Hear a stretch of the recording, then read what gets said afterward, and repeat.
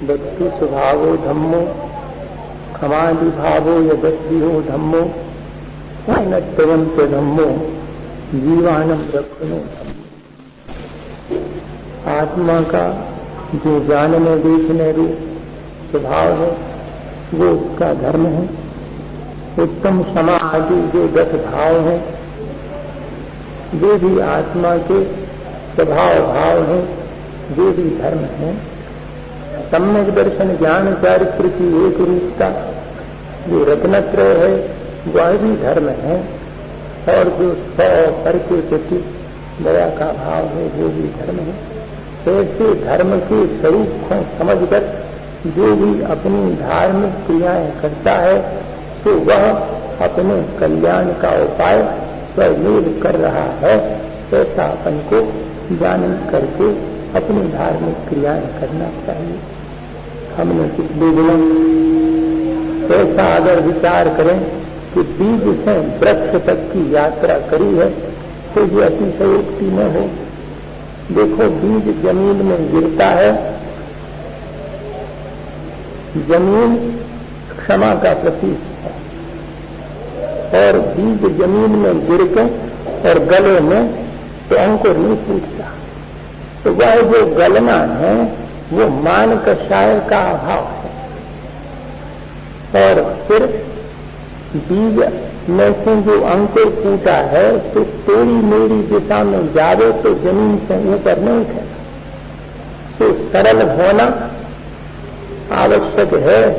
जैसे अंकुर फूटने पर पौधे को ऊपर आने में सरलता आवश्यक है, ऐसे ही जीवन का भी सरल होना, माया कषाय का अभाव होना आवश्यक है। और फिर उस अंकुर पर फिर भी मिट्टी लिपटी रहती है ऊपर आने के बाद भी। वो जब तक न हटे तो पत्तियां नहीं निकलती।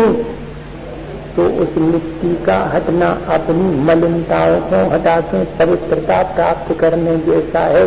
लोभ की मलिनता हटे तो पवित्रता हटे। और जब सूर्य के प्रकाश में वह निकलता है तब खिलता है।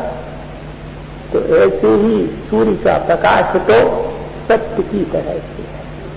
हमारे जीवन में भी जो धर्म की स्वरूप की सच्चाई है वो जब तक नहीं आएगी तब तक हमारा उत्थान न हो।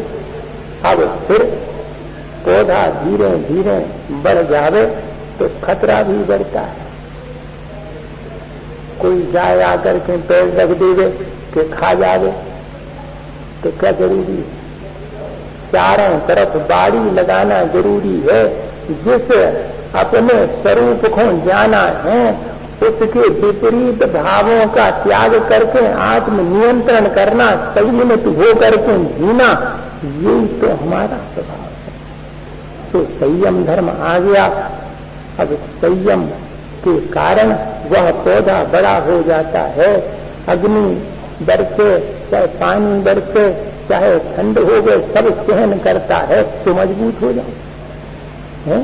तो ऐसे ही जीवन में तप धारण करने वाला अपने स्वभाव में दृढ़ता को प्राप्त करता है। और फिर जब उसमें फल फूल लगने लगते तो क्या करता? वृक्ष स्वयं खा लेता क्या? नहीं भैया, वो तो सबको छोड़ देता है, त्याग कर देता है। ऐसे ही अपने जीवन में और तपस्या से जो अपने परिणामों में निर्मलता आती है तो बाह्य मलिनताओं का त्याग करना, यही तो त्याग धर्म है। और अब क्या हुआ? अब फल फूल सबरे देखे खड़े हैं अकेले हैं। त्याग करने के बाद भी ऐसा भाव नहीं आवे कि मैंने त्याग किया। अरे हटो का जो त्याग कर दो। पर भावों का त्याग करना त्याग है क्या? स्वभावों का त्याग तो किया नहीं जा सकता। और पर को त्याग करने का अहंकार तो मिथ्या है। तो कहते कि ना किंचनम अस्ति आकिंचन्य, किंचन स्वभाव आकिंचन्यम, ये भाव हमारे भीतर आ जावे तो वह ही आकिंचन धर्म है। जैसे कि वृक्ष खड़ा हुआ है अपना सब लुटा करके, और फिर जैसे आकाश सबके लिए समान रूप से स्थान देता है, वहां भेदभाव नहीं है। पांचों इंद्रियों के विषयों को छोड़ करके और अपने पर पदार्थों से अपनी बुद्धि हटा करके आकाश के समान सबके प्रति समता भाव रखना। जैसे आकाश में वृक्ष खड़ा हुआ है, जो आवे तो उसके नीचे बैठ जावे, छाया पा जावे, ऐसा ही हमारा जीवन हो जावे। ब्रह्म में हम आचरण करें, अर्थात अपनी आत्मा में आचरण करें तो भेदभाव मिट जाता है। देखो ऐसे ही तो सब धर्म आए अपने जीवन में, जैसे बीज से वृक्ष बनता। और अब क्या रह गया? अब ये रह गया कि फूल तो सब गिर गए, लेकिन फल लगेगा। वो फल जो है अब सबको बांटना। तो 10 दिन की साधना से कौन सा फल लगा? निर्मलता आई, परिणामों में मिठास आ गई। अब वह मिठास वाणी में प्रकट होती तो उसी को कहती क्षमा वाणी। और का भीतर परिणामों में निर्मलता आई, क्योंकि धर्म धारण किया। तो उस निर्मलता की अभिव्यक्ति करने का दिन है आज कि भैया अब हमारे 10 दिन में, और जो विकारी भाव थे तो हमने हटा दिए। किसी के प्रति मन में अब हमारे कोई शत्रुता का या बैर का या द्वेष का भाव अब नहीं रहा। तो अब सब जीवों के प्रति क्षमा भाव धारण करता हूँ। खम्मामि सब जीवानम सव्वे जीवा खमंतुनो। पहले तो मैं सबके प्रति क्षमा भाव धारण करता हूँ, बाद में फिर मैं औरों से भी क्षमा भाव धारण करने के लिए निवेदन कर सकूंगा। पहले तो स्वयं ही क्षमा भाव धारण करना पड़े। पहले अपने स्वभाव को प्राप्त हो, तब जाके दूसरे को कह सकते कि आप भी करो ऐसे हैं। अपन तो पियत हो गए दीदी, और दूसरे से कह के छोड़ दो, भैया कोई न छोड़े, वो कह तुमने कहा नहीं छोड़ दी है। पहले अपने भीतर से कलुषता हटे तो दूसरे की कलुषता हटने में देर न लगेगी। मनुष्य सब इस बात के इंतजार में होते हैं कि ये पहले करें, तो अपन अपने ही करो ना, पहले अपने से शुरू करो कि मुझे क्षमा। क्योंकि शत्रु मित्र तो जो बाहर अपन को दिखाई पड़ रहे, जो हमारे विकारी भाव हैं तो वे हमारे शत्रु हैं, तो अपने से शत्रु का मूल का ऐसे ले। और जो स्वभाव भाव है, जो हमारे सद्भाव के परिणाम हैं, वे हमारे मित्र हैं हमारे। तो ऐसी जो शत्रुता मित्रता हमारी आंतरिक है, पहले उससे ऊपर उठना, तब जाकर के ये जो बाह्य में शत्रु मित्र की बात है वो अपने आप और समाप्त हो जाएगी। समता भाव आने में देर नहीं लगेगी। और भैया अपन अपनों से पहले नंबर क्षमा मांगे। तो क्यों मांगते? क्योंकि ये सद्भाव बना रहे, जिसके प्रति हम अपने मन में सद्भाव अभी तक रखे आए हैं वो बना रहे। ऐसा ना हो कि हमारी किसी भूल चूक से वो सद्भाव समाप्त हो जावे। तो पहले जो अपने हैं उन्हीं से मांगते। शत्रु से क्षमा मांगने जाने की उतावली न करना। हाँ, शत्रु से क्षमा मांगना हो तो शत्रु हो तो यहीं से अपनी शत्रुता मिटा करके क्षमा मांग लेना। तो मुनि महाराज तो तीनों संध्या कालों में और सब जीवों से क्षमा मांगते हैं। किसी के पास जाने आने की आवश्यकता नहीं है। इसमें अपने मित्रों से क्षमा भाव मांग करके शत्रुओं के प्रति भी क्षमा भाव धारण करने का ये पर्व है। इसलिए इसको क्षमा वाणी पर्व का नाम दिया। आज के संसार में तो और कौन कौन से विदेशी संस्कृति के पर्व मनाऊ लगे बताओ। तो इनने कोई वैलेंटाइन डे, अब जो वैलेंटाइन डे जो है वो तो इन्हें कछु क्षमा भाव नहीं है, में मैत्री आए में प्रेम है। जो आज को दिन है वास्तव में तो इसको तो भुला दिया और पश्चिमी सभ्यता वाले दिनों को और हमारे सब युवतियां मनाने लगे। आज इस बात का अपन को संकल्प करना चाहिए कि मनाएंगे प्रेम का और सद्भाव का और मैत्री का दिवस। तो ये है वास्तव, ये सब तो खोटी बातें हैं। इसमें तो 4 बातें धर्म की अपने जीवन में आवे और फिर धार्मिक अनुष्ठान करें तो ठीक जान पड़ता है। और एक बात और आपसे कहूं, आपने बहुत अच्छा किया जो इस तरह के आपने संकल्प लिए, अब इनको निभाते रहना।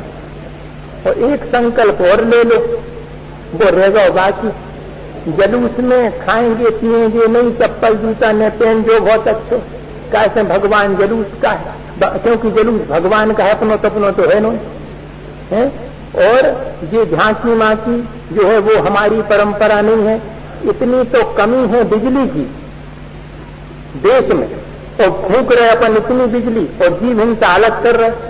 भैया ऐसे काम जो धर्म को काम कहा है का, तो बहुत अच्छा किया आपने ये कर लिया, एक और कर लो भैया कि दर्शनों को भगवान के निकलते हैं तो भगवान के दर्शन करवे जाओ। तो जहां जहां भगवान हो सबके दर्शन करना चाहिए। ये न सोचना चाहिए कि जो मंदिर उनको और जो मंदिर उनको, मंदिर तो भगवान को है। जो एक काम और कर लो तो हमारा यहाँ पर उपस्थित होना, महाराज का साथ में बैठना सार्थक हो जाएगा।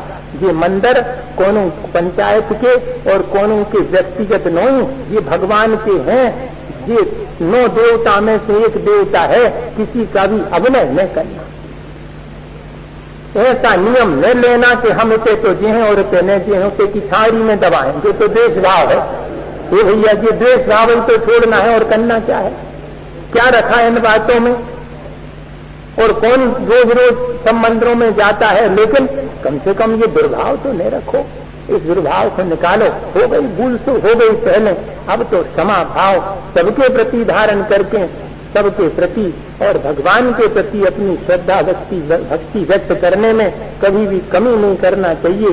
सब साधर्मी भाई हैं, ठीक है, सबके अपने अपने विचार हैं, तो कोई किसी विचार को प्रमुखता देता है, कोई किसी विचार को प्रमुखता देता है, पर विचार तो सब वही श्रेष्ठ हैं जो धर्म से समन्वित, और सब विचार तो और सब मतांतर तो संसार बढ़ाने वाले ये बात अपन सुन चुके हैं। जो विचार जो कि मोक्ष मार्ग पे ले जाते हैं, चाहे वे निश्चय नय का कथन प्रमुखता से करें, चाहे व्यवहार नय की प्रमुखता से कथन करें, तो व्यवहार वही श्रेष्ठ है जो निश्चय से समन्वित है, और निश्चय भी वही श्रेष्ठ है जो व्यवहार से समन्वित है।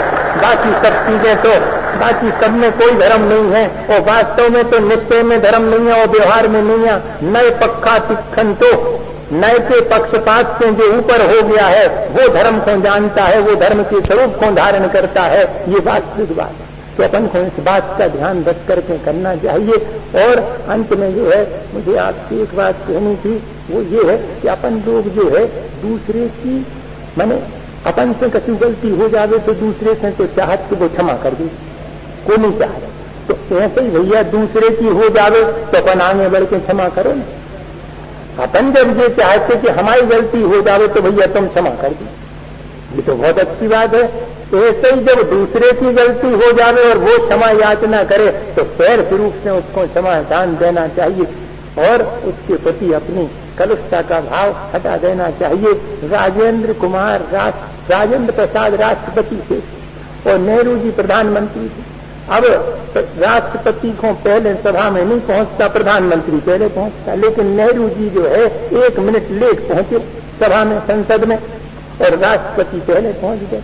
ये नेहरू जी को एहसास हुआ तो अपनी सीट से उठ करके राष्ट्रपति के पास जाकर हाथ जोड़ के कहा कि मैं ही देर से आया। इतना कहें इसके पहले ही राष्ट्रपति स्वयं उठ करके उनको हृदय से लगा लिया। बताओ,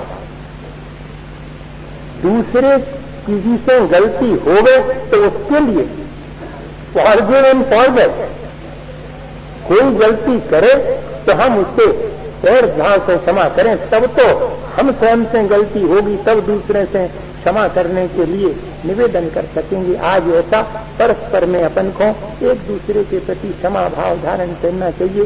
पता नहीं कौन सा अवसर किसके जीवन में आवे, मजबूरी में जो है व्यक्ति जो है चूक जाता है। हम आपको एक छोटी सी घटना सुनाते हैं और बस इतनी बात आज की है, जैसे तो समय पूरा हो गया। वो घटना हमारे सतना के चतुर्मास की है।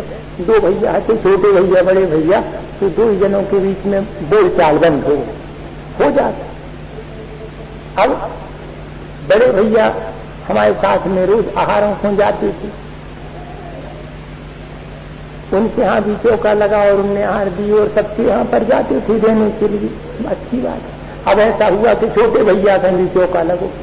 अब छोटे भैया का चौका लगो तो अब रोज जाते थे सबके चौकों में, तो बड़े इनको भी जाने पर तो बड़े भैया को तो कौन बोल चाल तो ने छोटे को बोले ने बड़े की।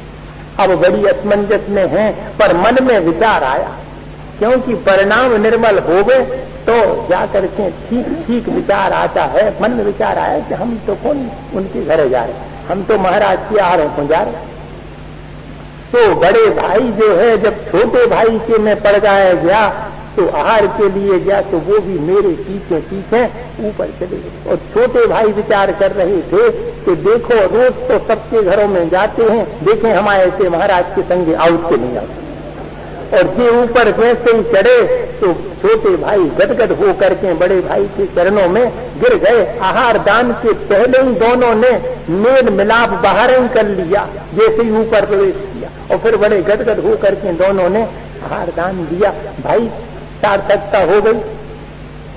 जो भी धार्मिक क्रियाएं हम करें काय के लिए करें, मैं ये कहना चाहता हूं, कलुषता बढ़ाने के लिए नहीं, बल्कि कलुषता को अगर है तो उसको घटाने के लिए आज का दिन इसी बात के लिए है। अपन ने धर्म के स्वरूप को समझा और धार्मिक क्रियाओं को भी अपन ऐसा करें जिससे वितरागता का पोषण हो और अपने मन को निर्मल बनावे। यही अपने जीवन का अपने को लक्ष्य रखना चाहिए। इसी भावना के साथ आचार्य गुरु और विचार सागर जावानी के ज्ञान से लोकालो सोवानी मस्तक नमो सदा देश